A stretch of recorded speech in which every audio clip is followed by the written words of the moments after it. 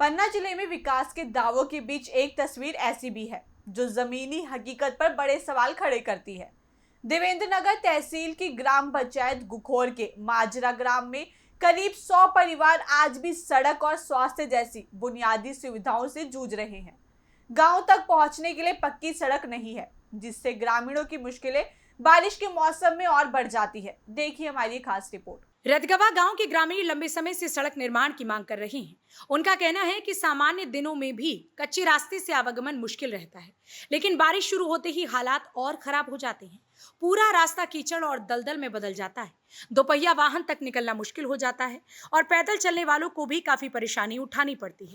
सबसे ज्यादा परेशानी स्कूली बच्चों को होती है। बारिश के दौरान रास्ते की स्थिति ऐसी हो जाती है कि बच्चों के लिए स्कूल पहुंचना जोखिम भरा हो जाता है। ग्रामीणों का कहना है कि सड़क न होने का असर उनकी रोजमर्रा की जिंदगी से लेकर बच्चों की पढ़ाई तक पर पड़ रहा है। स्वास्थ्य सुविधाओं की स्थिति भी ग्रामीणों के लिए चिंता का विषय बनी हुई है। गांव में प्राथमिक स्वास्थ्य सुविधा न होने के कारण किसी व्यक्ति के बीमार पड़ने पर उसे इलाज के लिए बाहर ले जाना पड़ता है, लेकिन बारिश के दिनों में गांव से मुख्य सड़क तक पहुंचना ही सबसे बड़ी चुनौती बन जाता है।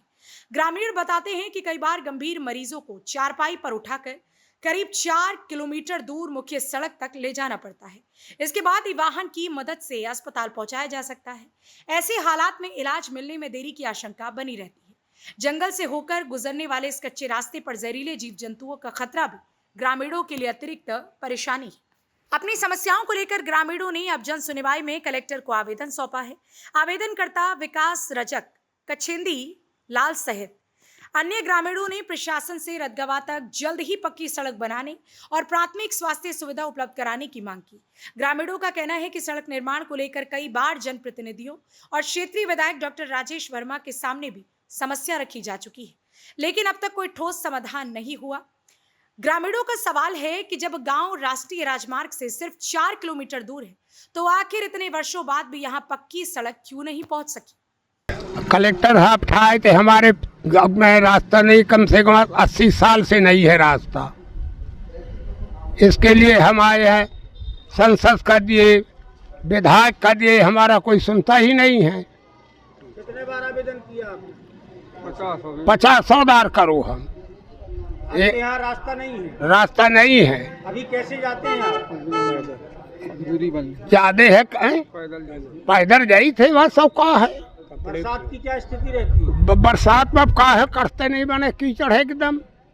तो उन्होंने से गड़ जाते ना, कोई मरीज पड़ जाता खटिया में लेके आवे रोड तक। कौन सा गांव है आप? रतगवा। किस पंचायत के अंतर्गत आता है? गुखौर। अभी सरपंच से आपने कहा? हाँ, कई बार कहा।